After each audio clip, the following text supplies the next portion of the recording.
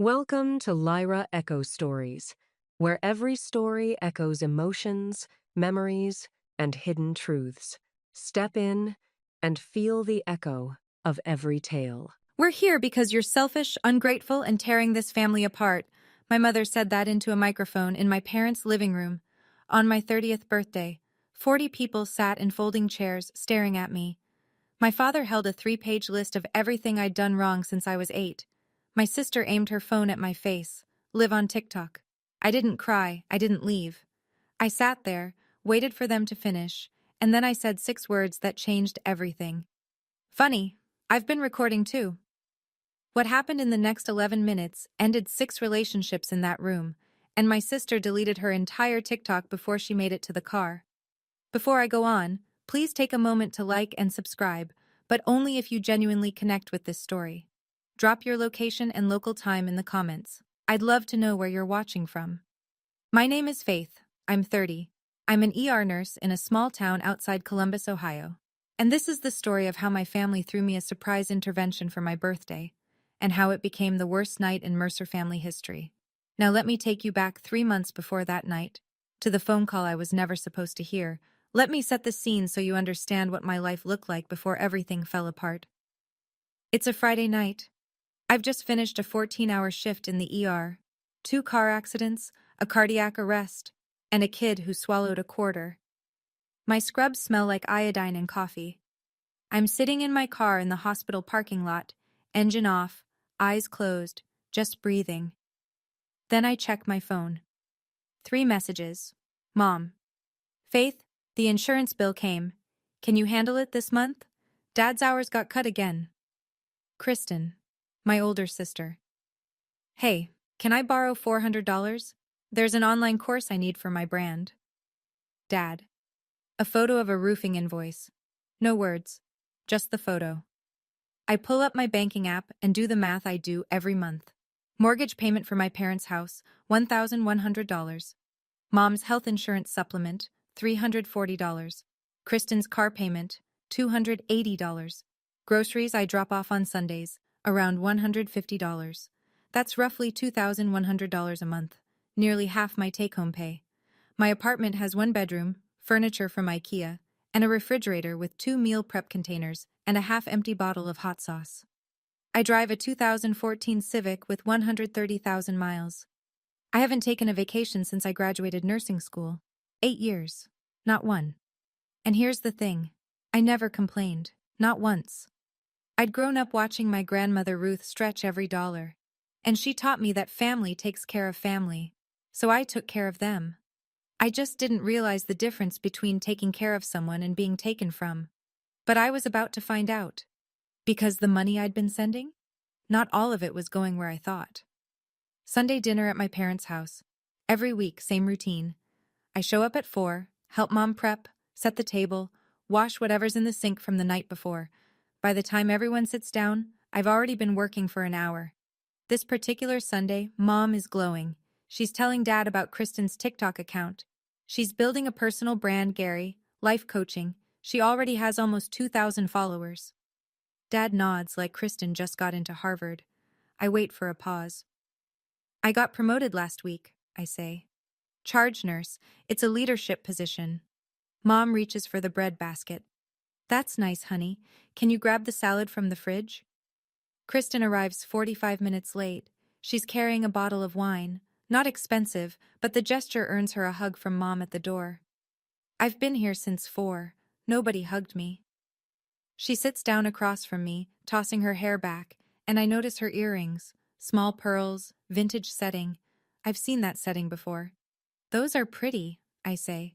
They look like Grandma Ruth's. Kristen shrugs. Aunt Jeanette gave them to me, said Grandma didn't want them anymore. I glance at Mom. She's suddenly very interested in her mashed potatoes. Grandma Ruth wears her pearls every time I visit. Every single time. She didn't give those away. But nobody at the table wants to talk about it, so I let it go. That's what I did. I let things go. I let the comments go, the favoritism go, the silence where gratitude should have been. I was good at letting things go. Until the night I couldn't. 3 months before my birthday. A Tuesday evening. I stop by my parents' house to pick up a jacket I'd left the Sunday before. The back door is unlocked. It always is. I step inside. The kitchen light is on. I hear voices. Mom and Kristen around the corner. I almost call out. Almost. Then I hear my name. We do it on her birthday, Mom says. Everyone's already coming. We sit her down and we tell her the truth. She's selfish, she controls us with money, and we're done walking on eggshells around her.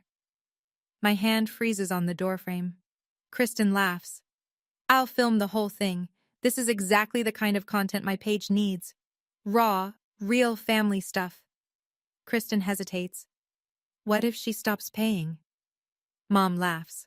Short, confident, the way you laugh at a child who threatens to run away from home. She won't. She's been paying for 8 years. She didn't stop when I forgot her college graduation. She didn't stop when your father called her career just bedpans and paperwork. She's not going to stop because of one evening. But what if she does? Then 40 people just watched us beg her for help. She walks away after that. She proves everything we said. She's trapped either way. Good, Kristen says. And if she makes a scene, even better. Shows everyone she can't handle the truth. I stand there for maybe 10 seconds. It feels like 10 minutes. My pulse is in my ears. My legs feel hollow. I back out through the door without making a sound. Get in my car. Sit in the driveway with my hands on the steering wheel, staring at the garage door. I stay there for 20 minutes. Then I call Naomi. She's been my best friend since college. She's also a civil rights attorney. I tell her everything, word for word. She listens, doesn't interrupt. When I'm done, she asks one question. Do you still have that voice recorder app from the malpractice scare last year? I do. I'd installed it when a patient's family threatened to sue the hospital. Naomi had recommended it. Keep it, she says, and start using it. I didn't plan revenge that night. I planned survival. I just didn't know yet how much I'd need it. Over the next few days, I do what I do best. I make a list, not of emotions, of consequences. If the intervention happens, and I just sit there and take it, 40 people walk out of that room believing I'm the selfish daughter who tears her family apart. 40 people in a town where everyone knows everyone. 3 of those people work at my hospital. Mom invited them. I find that out through Naomi, who screenshots a Facebook message from a mutual friend. Mom wrote to Marcus, my direct supervisor, Carla from the ER, and Dr. Pham. She told them it was a surprise birthday gathering and that she'd love for Faith's work friends to show support. Show support. That's what she called it.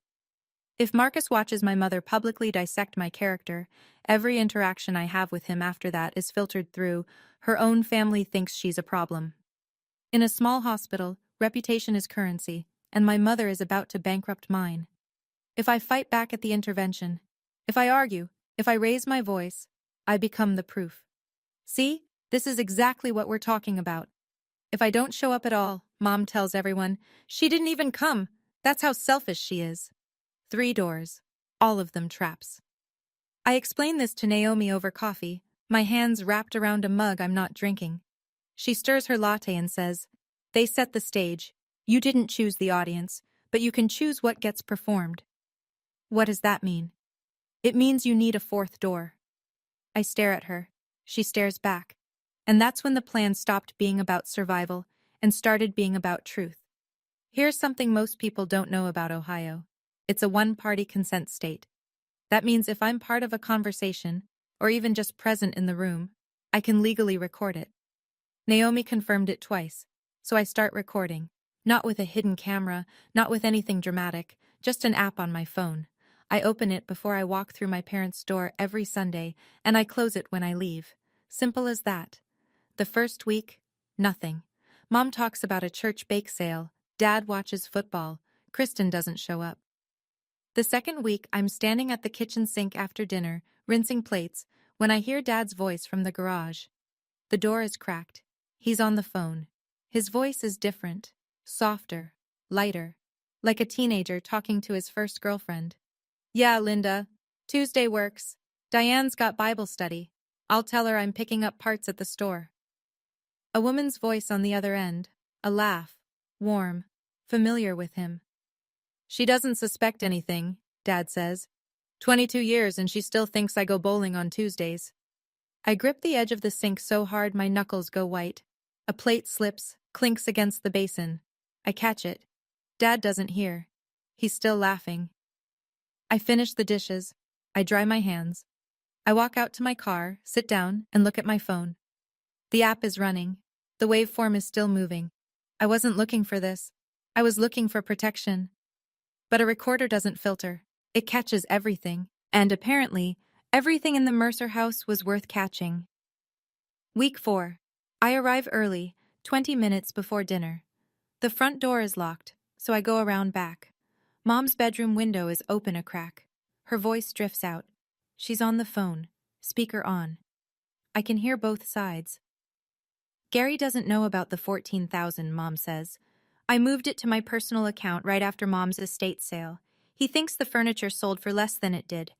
And then Aunt Jeanette's voice, tinny through the speaker. Smart. And the pearls. I already sold the bracelet. Got $800 for it. If Ruth asks, we just say it's at the jeweler being cleaned.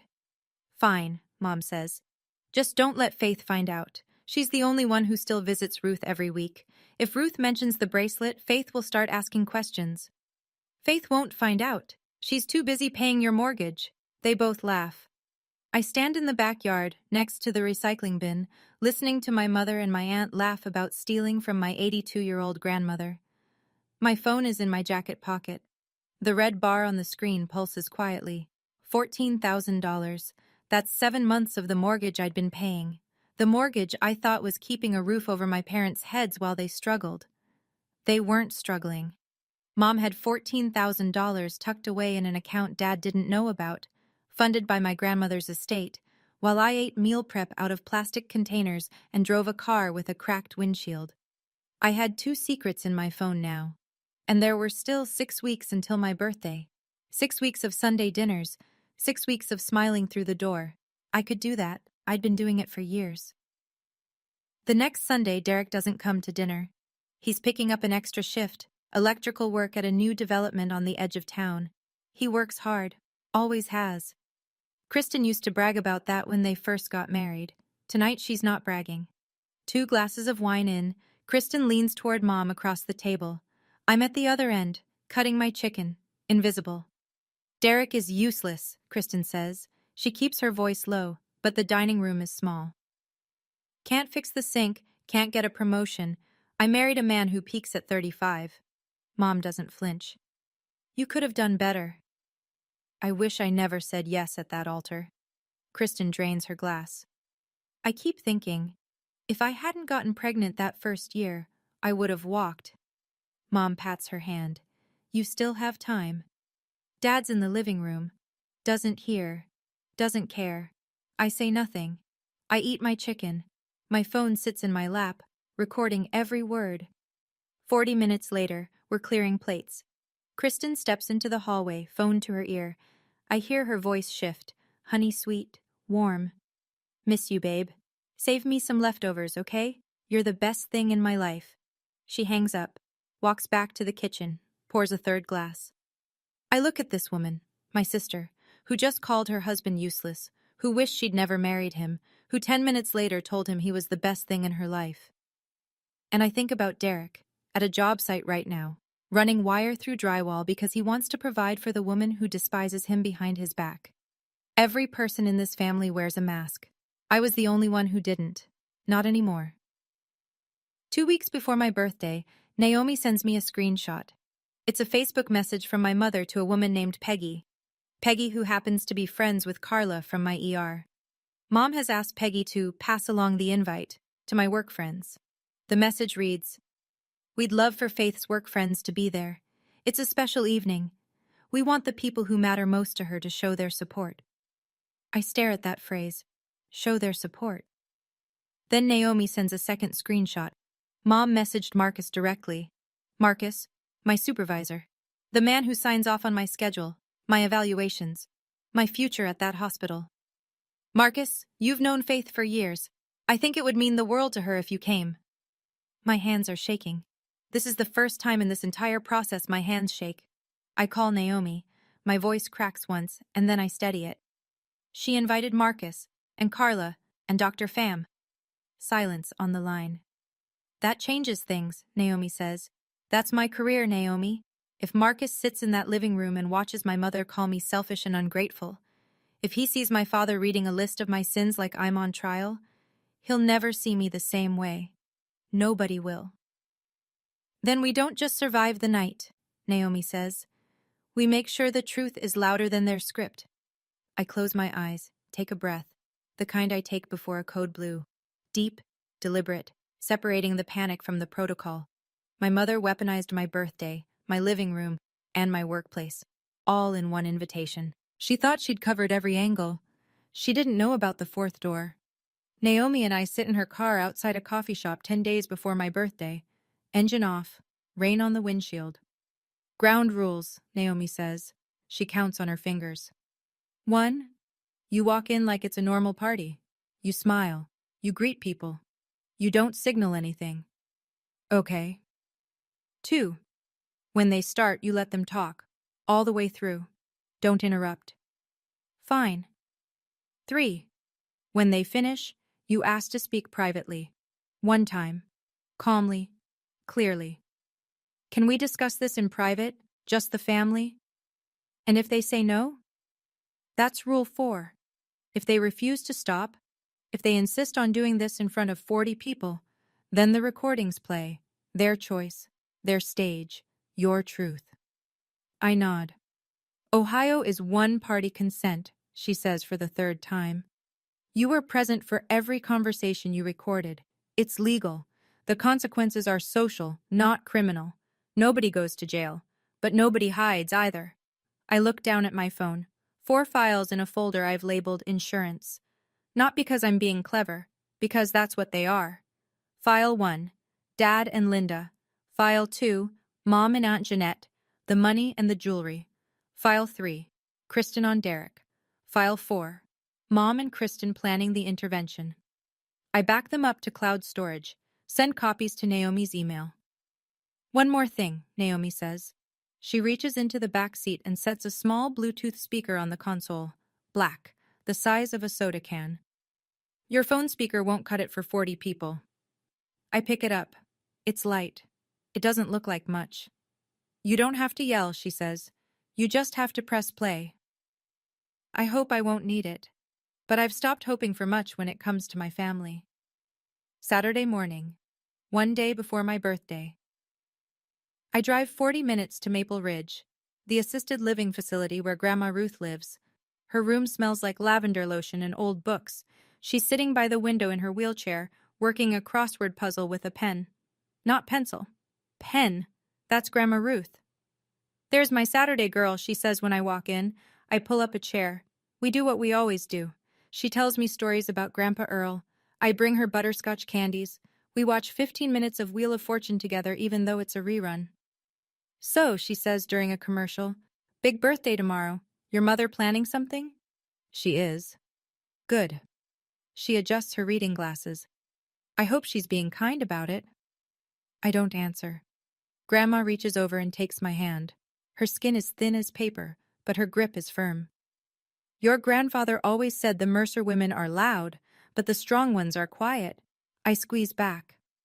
Then she asks about the jewelry, casually, the way she asks about everything, like she already knows the answer but wants to see if you'll tell the truth. Jeanette was supposed to bring my bracelet last month, Pearl 1, with the clasp. Haven't seen it. I swallow hard. I know that bracelet was sold for $800. I know because I heard my aunt say it out loud while my mother laughed. I'm sure it'll turn up, Grandma. She studies my face, doesn't push. When I leave, she sends me a text message. She just learned how to use the phone I bought her last Christmas. The message is full of typos. It reads, "Whatever they do tonight, remember who raised you on Saturdays. I am proud of you, always." I sit in my car and read it 3 times. Saturday evening. Naomi comes over to my apartment with takeout and the Bluetooth speaker. We eat pad thai on my couch, the one piece of furniture I actually like, and she walks me through the logistics one more time. Speaker connects to your phone in 3 seconds, she says, holding it up. I tested it at my office. Clear audio from across the room. I'll keep it in my purse with the top unzipped. Where will you sit? Back row, close to the door. If things go sideways, I'm right there. I pick up the speaker. It's so small, a little cylinder of black plastic. Tomorrow night, it might be the loudest thing in the room. If I don't use it, I say, we go home, we eat cake, and I spend my 30s in therapy. Naomi doesn't laugh. And if you do use it? Then at least the right people are embarrassed for once. She pauses, chopsticks midair. Faith, I need you to hear this. Once you press play, you can't unring that bell. Your dad's affair, your mom's money, Kristen and Derek, all of it, out in the open, in front of everyone. There's no version of tomorrow night where things go back to normal. Naomi. Normal is me paying their mortgage while they plan a public humiliation. Normal is my sister calling her husband useless and then filming my intervention for content. Normal was never good. She nods, slowly. We sit in silence for a minute. The apartment is quiet. My phone is on the table. 4 audio files lined up in a row, each one a door that only opens from one side. Try to sleep, she says on her way out. I don't, not because I'm scared, because I'm done rehearsing what I'll say when they finally stop talking. 2 a.m., I'm sitting on my bed with the lights off, earbuds in, listening to the recordings one last time. File 1. Dad's voice, loose and careless. Tuesday works, Linda. Diane's got Bible study. His laugh. A laugh I never hear at the dinner table. File 2. Mom and Jeanette. Gary doesn't know about the 14,000. And then Jeanette, smooth as syrup. I already sold the bracelet. Got 800. File 3. Kristen, wine brave and bitter. Derek's useless. I wish I never said yes at that altar. Then 40 minutes later, sweet as Sunday morning. You're the best thing in my life, babe. File 4. The one that started all of this. Mom's voice, calm and organized, the way she sounds when she's planning a church fundraiser. We do it on her birthday. We tell her she's selfish. If she cries, even better. I pull out my earbuds. The apartment is silent. The streetlight outside throws a bar of orange across the ceiling. My family is building a courtroom in their living room tomorrow. They've written the charges, invited the witnesses, rehearsed the testimony. They've even hired a camera crew, my own sister, live streaming my trial for strangers on the internet. And they have no idea the defendant has more to say than anyone in that room wants to hear. I plug my phone in, set my alarm for 9, close my eyes. Tomorrow is my birthday. 30 years old. I used to think turning 30 would feel like a milestone, a celebration, a beginning. Instead, it feels like a verdict. But here's what they don't know. The verdict isn't mine. It's theirs. Okay. Let me step outside the story for a second. I want to be honest with you. The night before, I almost didn't go. I almost packed a bag and drove to Naomi's apartment and spent my birthday eating ice cream and pretending none of it was happening. But here's what stopped me. If I don't show up, they tell the story without me. 40 people hear their version, and I become the villain who couldn't even face her own family. So let me ask you, what would you have done? Would you have walked into that room? Or would you have stayed home? Tell me in the comments. All right, let me take you to the night itself. I pull into my parents' driveway at 6:15. Cars are lining the street in both directions. I count 11, 12, more than a birthday dinner, more than a surprise party. My phone is charged. The app is open. The speaker is already paired. I smooth my blouse. Check my reflection. Take one breath. Walk in through the front door. The living room has been rearranged. The couch is shoved against the wall. The coffee table is gone.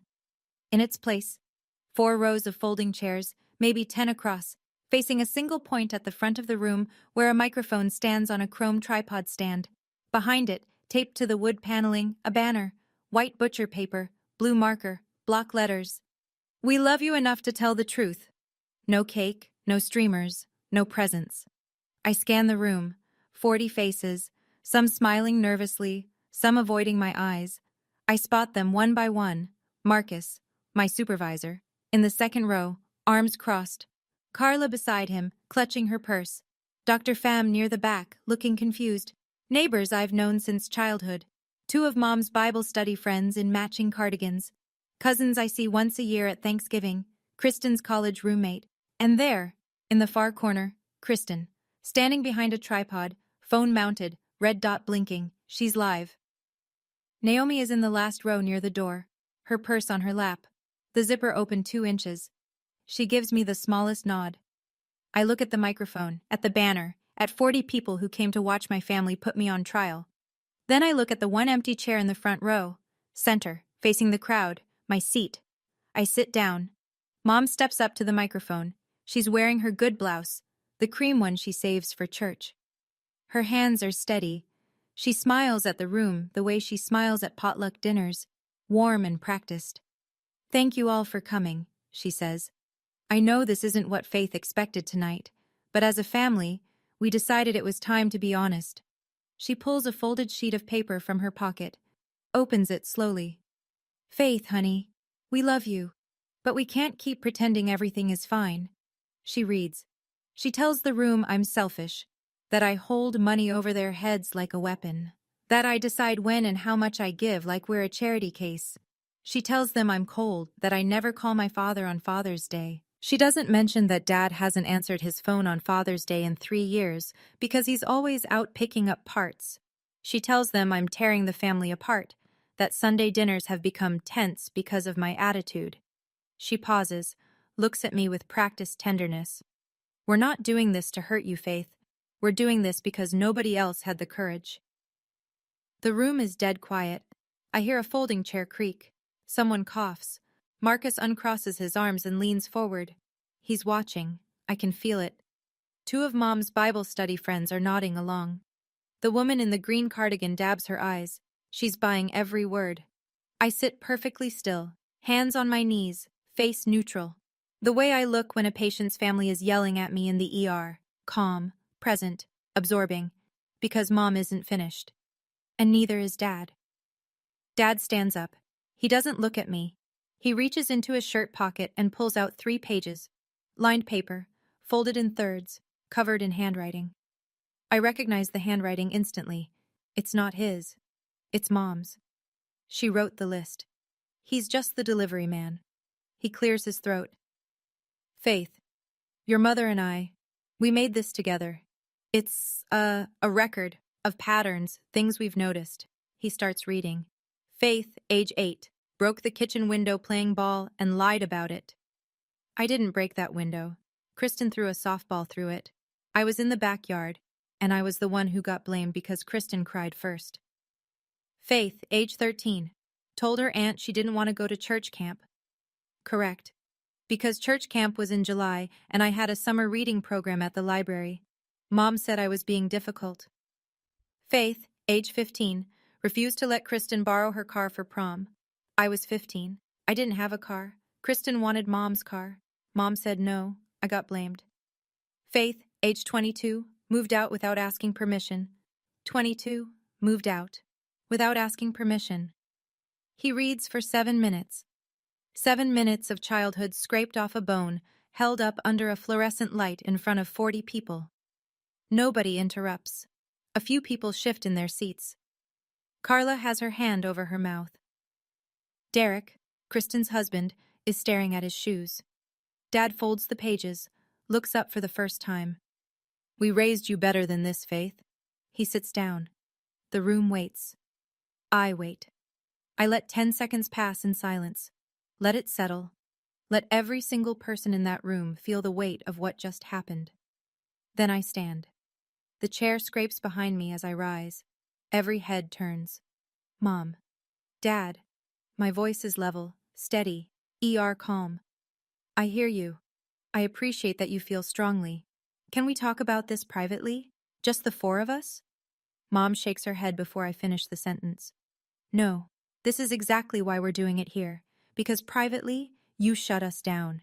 These people are witnesses." "Witnesses," I repeat. "Sit down, Faith," Dad says. From the corner, Kristen's voice. "Just let them finish. This is good for you." She adjusts her phone on the tripod. The red dot blinks steadily. Still live. I look around the room one more time, slowly. Marcus is typing something on his phone. I wonder if it's a note, a text to HR, a message to a colleague.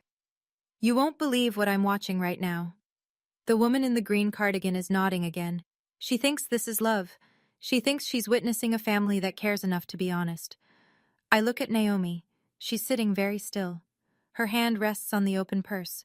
Inside, the speaker is waiting. I look at Derek. He's staring at Kristen's tripod with an expression I recognize from the ER. Confusion tipping into dread. I take a breath. The same breath I take before I call time of death. Not because this is the end. Because it's the beginning of something that can't be taken back. Okay, I say. You've had your turn. I open my purse, pull out my phone. I hold it up so the room can see. Funny, I've been recording too. The room goes absolutely silent. And then I press play. The Bluetooth speaker comes alive from Naomi's purse. Clear, loud, every syllable razor sharp. Dad's voice fills the room. Yeah, Linda, Tuesday works. Diane's got Bible study. I'll tell her I'm picking up parts at the store. A woman laughs on the other end. Warm, familiar. She doesn't suspect anything, Dad continues. 22 years, and she still thinks I go bowling on Tuesdays. Silence. Total silence. The kind of silence that has texture, thick and suffocating. Mom turns to Dad. Her face drains. Not slowly. All at once, like someone pulled a plug behind her eyes. Dad lunges forward in his chair. Turn that off! Turn that off! I don't move. The recording keeps playing. Dad's voice, easy and light. I'll bring dinner, that Italian place you like. She'll never know. The woman in the green cardigan stands up. She looks at Mom, then at Dad, then at the door. She picks up her coat and walks out without a word. Her friend follows. Mom's hand grips the back of a folding chair so hard her knuckles turn yellow-white. She's staring at Dad, not at me. At him. Gary, she whispers. Diane, it's not... You have to understand. 22 years? Her voice cracks. Bowling? The room is vibrating. People are looking at each other, looking away, looking at the floor. Marcus has put his phone face down on his thigh. I touch my screen. The recording stops. I look at the room. My voice is even, calm as a chart note. That's recording 1. I pause. There are 3 more. Nobody breathes. Nobody moves. The banner behind me, "We love you enough to tell the truth," has never been more ironic. I press play on the second file. Mom's voice this time, confident, conspiratorial, the tone she uses when she thinks no one important is listening. Gary doesn't know about the $14,000. I moved it to my personal account right after Mom's estate sale. He thinks the furniture sold for less. And then Aunt Jeanette, tinny through the speakerphone in the recording. Smart. And the pearls, I already sold the bracelet, got $800 for it. If Ruth asks, we just say it's at the jeweler being cleaned. Dad turns to Mom. His face is a wreck, half guilt from the first recording, half fury from the second. $14,000, he says. From Ruth's estate? You told me the auction brought in $4,000 total. Gary, that's taken out of context. Aunt Jeanette is in the 3rd row. She bolts to her feet like the chair burned her. Diane, you told me no one would ever find out. The room erupts, not screaming, murmuring, a low, rolling wave of whispered disbelief. A cousin I barely know leans toward Jeanette. You sold Grandma Ruth's bracelet? The pearl one? Jeanette's mouth opens, closes, opens again. Nothing comes out. Mom's Bible study friend, the second one, the one who stayed, stands up now, clutching her purse. She looks at Mom with an expression I can only describe as revision, like she's rewatching every conversation they've ever had through a new lens. She leaves. Dad is gripping his knees. Mom is standing alone by the microphone, the paper with her speech crumpled in her hand. I stop the recording. That's 2. 4 relationships cracking in real time. And I still have 2 files left. The room is no longer watching me. They're watching each other. I look at Kristen. She's standing behind her tripod, but the red dot is gone. At some point during the first 2 recordings, she killed the live. But it doesn't matter. Hundreds of people already watched the first half. The damage is in the cloud now. Her eyes are wide. She knows what's coming. I press play. Kristen's voice, slightly slurred from wine, fills the room. Derek's useless, can't fix the sink, can't get a promotion. I married a man who peaks at 35. Mom's voice in response. You could have done better. Kristen again. I wish I never said yes at that altar. The audio is pristine. Every consonant, every breath. Derek is in the second row. He was sitting with his hands clasped between his knees, confused and quiet through everything before this. Now he goes still. A different kind of still. Not shocked still. Recognition still. Like a sound he always suspected but never heard clearly just came through in high definition. He stands, slowly. Doesn't look at me. Doesn't look at Mom or Dad or Jeanette. He looks at Kristen. She sees him. Her face collapses. Derek, wait. That's not what I didn't mean it like... He says nothing. Not a single word. He holds her gaze for 3 seconds. I count them. And then he walks down the center aisle between the folding chairs and out the front door. He doesn't slam it. He just closes it. A soft click that somehow sounds louder than anything else tonight. Kristen lunges at the tripod, grabs her phone. I watch her tap frantically, deleting the app, deleting the stream, deleting the evidence of a night she created. She's crying now. Nobody moves to comfort her. The last file. I almost don't play it.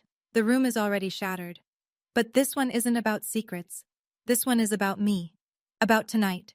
About the fact that none of this was ever an intervention.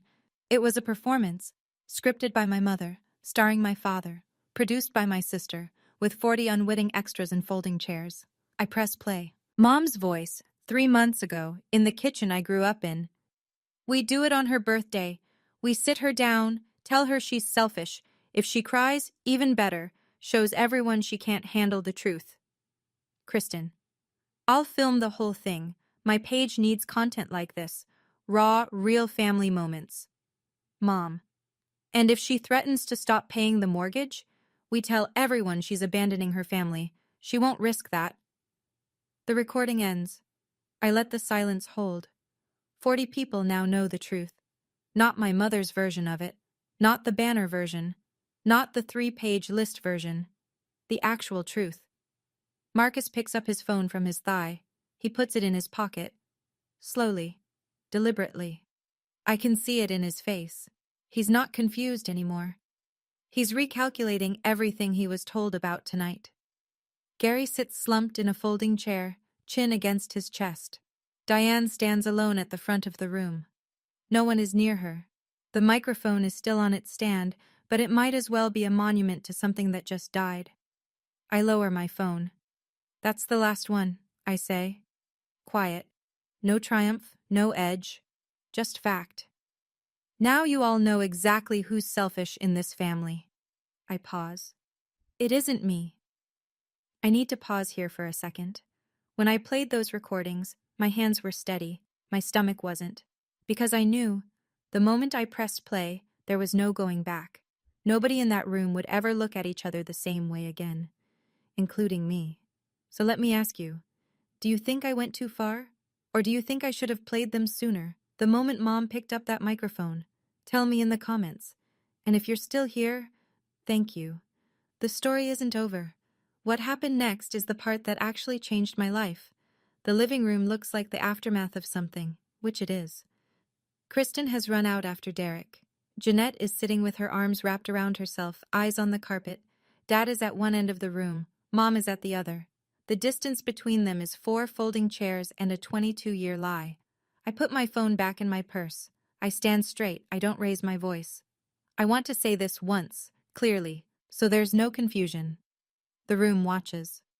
Starting tonight, I am no longer paying the mortgage on this house. I'm no longer covering the insurance premium. I'm no longer making Kristen's car payments. I've set up auto cancellation for every recurring transfer. Effective midnight. Mom's head snaps toward me. You can't do that. You depend on me, I say. Not the other way around. And you just spent 30 minutes telling 40 people how terrible I am. So I'm giving you exactly what you asked for. A life without my selfishness. Someone in the back, a cousin, I think, lets out a low whistle. Carla nods. Quietly. I catch it from the corner of my eye. Mom opens her mouth, closes it, opens it again. Faith, this isn't... You're overreacting. I asked to talk privately. You said no. I asked you to stop. You said no. I'm not overreacting. I'm responding. I look at Naomi. Ready? She stands, loops her purse over her shoulder, and walks toward me. I turn to the room one last time. Thank you for coming. I'm sorry it wasn't the party you expected. Then I walk toward the door. My mother's intervention is over, but mine just began. I'm 3 steps from the door when Marcus stands. In 6 years of working under him, I've seen Marcus stand up for a lot of things. Patient rights, staffing ratios, union votes. He's not a dramatic man. He speaks like someone who knows that authority doesn't require volume. Faith. I stop. He buttons his jacket, takes 1 step into the aisle. I've worked with you for 6 years. I've seen you hold a dying man's hand at 3 a.m. and chart his vitals at 3:15 without missing a beat. I know exactly who you are. He pauses. This doesn't change anything at my hospital, except maybe my respect for you just went up. He says it at normal volume. But in this room, at this moment, it lands like a verdict. Carla stands next. She grabs her coat. I'm driving you home. You shouldn't be alone tonight. I feel something shift inside my chest. Not relief exactly, but the closest thing to it. Like setting down a bag I didn't realize I'd been carrying. I pass Mom on the way out. She grabs my sleeve. Her fingers are trembling. Faith, please. I stop. Look at her hand on my arm, then at her face. Mom, you had a microphone. I had a phone. I gently pull my sleeve free. The difference is, mine told the truth. I walk out the front door. I don't slam it. I close it the same way Derek did, gently, with a click. On the porch, I check my phone. A text from Grandma Ruth sent 2 hours ago. She goes to bed early. Happy birthday, my girl. You are the best of us. I press the phone against my chest and stand there in the cool Ohio air until Carla pulls the car around. Carla drives. Naomi sits in the back. Nobody talks for the first 2 minutes. The only sound is the tires on wet asphalt and the low hum of the heater. Then Naomi says, "You okay?" I think about it, not the polite version, the real one. I don't know yet, I say. She nods. That's enough. We're on Route 33, halfway to my apartment, when I open my phone and read Grandma Ruth's text out loud. The whole thing, typos and all. Whatever they do tonight, remember who raised you on Saturdays. I am proud of you. Always. Carla's hands tighten on the wheel. Naomi makes a sound from the back seat, not crying, but close. Your grandma, Carla says, sounds like the kind of woman I'd want at my intervention. I laugh. It's the first time I've laughed all night, and it comes out cracked and wet. Naomi leans forward between the seats. She raised you right, Faith. The rest of them are just noise. We pull into my apartment complex. Same parking lot, same cracked asphalt, but something about it looks different tonight. Cleaner, maybe. Or just mine. I unlock my door, step inside, drop my purse on the counter. 36 unread messages on my phone. I don't open them. Not tonight. I open my banking app instead. 3 recurring transfers. Mortgage, $1,100. Insurance, $340. Car payment, $280. I cancel all 3, one by one. Confirm, confirm, confirm. Done.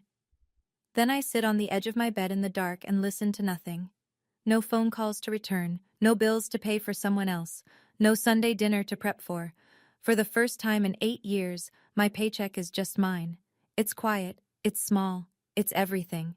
Monday, the day after, Dad moves out. Not dramatically, no suitcases on the lawn. He just packs a duffel bag and drives to his friend Bill's house. Doesn't tell Mom. She comes home from the grocery store and finds his side of the closet half empty. She calls me 14 times that day. I don't pick up, not because I'm punishing her, because I have nothing left to say. Day 3. Kristen calls. She's sobbing so hard I can barely understand her. Derek filed for separation. He won't talk to me. He changed the locks. I'm sorry to hear that, Kristen. You ruined my marriage. I close my eyes, hold the phone an inch from my ear. You ruined your marriage in that kitchen 6 weeks ago. I just pressed play. She hangs up. Day 5. I get a call from a cousin I haven't spoken to in years. He tells me he called Grandma Ruth to check on the bracelet. Ruth said, "My bracelet." She told me it was at the jeweler for cleaning. That was 4 months ago. He confronted Jeanette. She admitted she sold it. He told the rest of the family. Jeanette's phone has been silent ever since. Ruth asked me to stop by Saturday.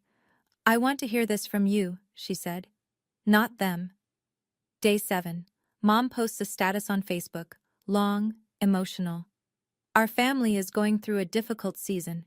We ask for your prayers and your grace. Nobody likes it. Nobody comments.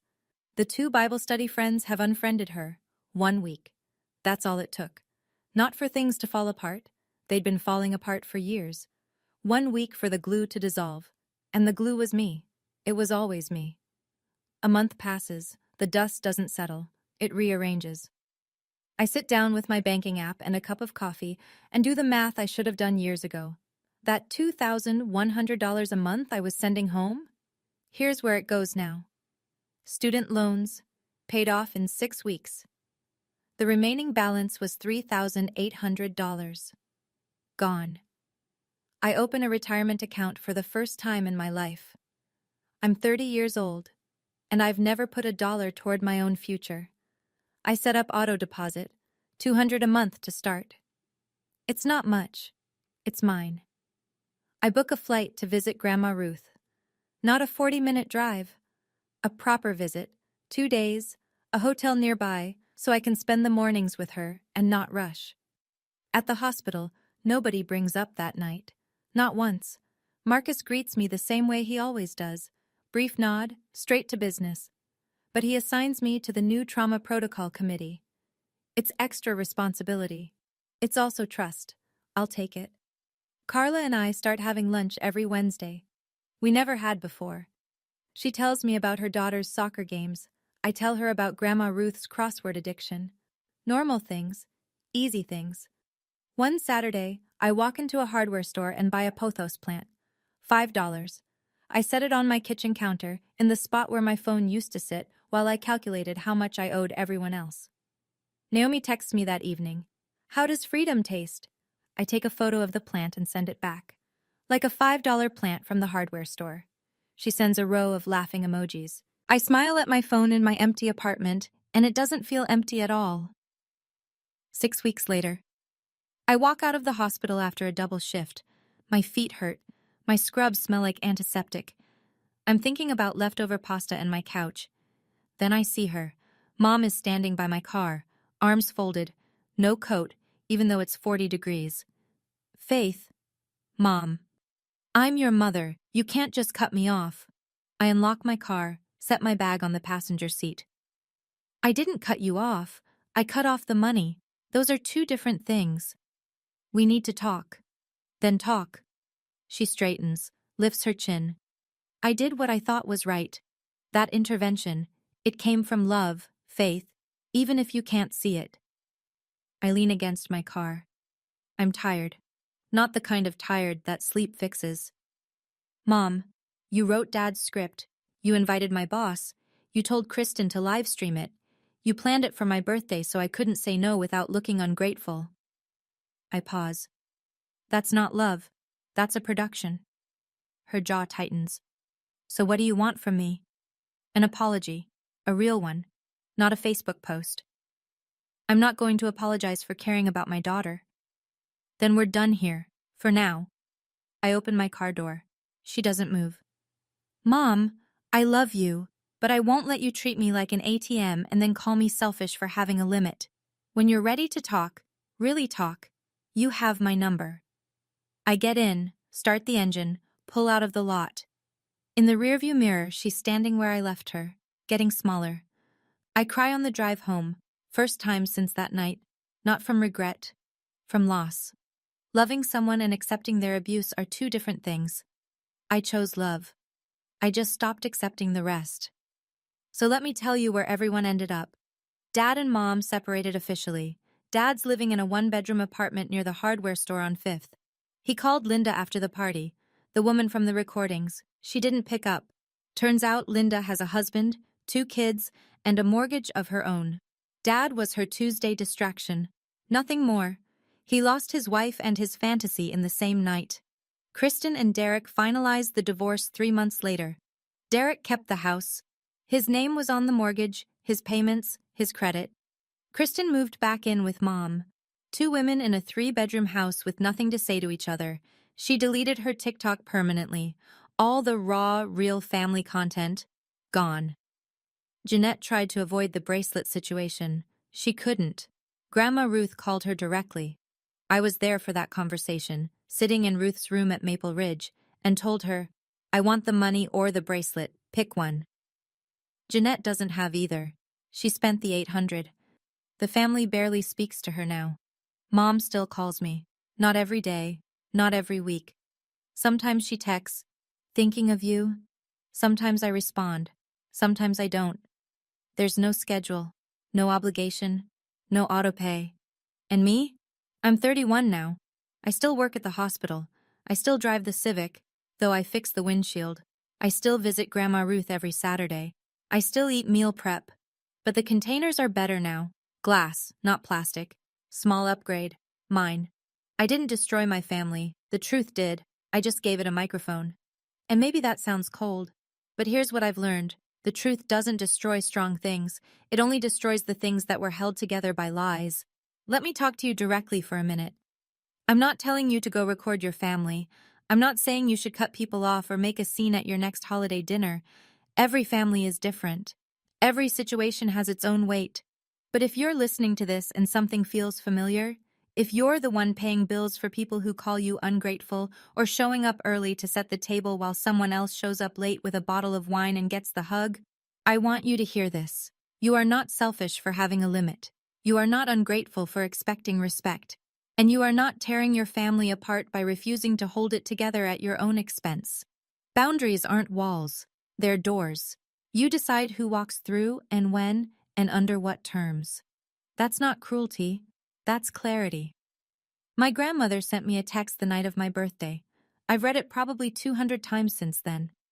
Whatever they do tonight, remember who raised you on Saturdays. She raised me on Saturdays because my parents were too busy, too distracted, too focused on everything that wasn't me. She taught me how to do a crossword in pen. She taught me that strength doesn't have to be loud. She taught me that loving someone doesn't mean you let them bleed you dry and then blame you for the stain. I used to think standing up for yourself meant shouting, slamming doors, making a scene. It doesn't. Sometimes it means sitting quietly in a folding chair while 40 people stare at you and waiting, patiently, calmly, for your turn to speak. And when your turn comes, you don't yell, you just press play. Last week was my 31st birthday. Naomi came over. Carla brought her daughter. 2 friends from the hospital. 1 neighbor who always says hi in the hallway and finally got a proper invitation. 6 people. My apartment. A cake from the bakery on Maple Street. Lemon with cream cheese frosting, because that's what Grandma Ruth always ordered for my birthdays when I was little. The candles were crooked. Nobody fixed them. Nobody read a list of my faults. Nobody set up a microphone. Nobody pointed a camera at my face. Grandma Ruth called on FaceTime. She sang Happy Birthday, off-key and off-rhythm, and everyone in the room sang along, and it was the most beautiful mess I've ever heard. I blew out the candles. Naomi cheered. Carla's daughter asked if she could have the corner piece with extra frosting. I said yes. 1 year ago, 40 people sat in my parents' living room to tell me who I was. This year, 5 people sat in my apartment, and nobody needed to say a thing, because they already knew. I washed the dishes after everyone left. Stood at the sink, warm water, quiet apartment, plant on the counter. The same counter where I used to calculate transfers. My name is Faith Mercer. I'm 31 years old. I'm an ER nurse in a small town in Ohio. I pay my own rent, my own bills, my own way. And for the first time in a very long time, I like the woman blowing out those candles. The best birthday gift I ever gave myself was the truth. The second best was silence. And the third, the one I'm still unwrapping, is the sound of my own life, finally, with nobody else's noise in it. If you made it all the way here, thank you, genuinely. This story wasn't easy to tell, and I know it wasn't easy to hear, but if you've ever had to set a boundary with someone you love, if you've ever had to choose between keeping the peace and keeping yourself, you're not alone. I'd love to hear from you. What's the hardest boundary you've ever had to set? Tell me in the comments. And if you want to hear another story that might hit even harder, there's one linked in the description. Click it, like, subscribe, and I'll see you in the next one.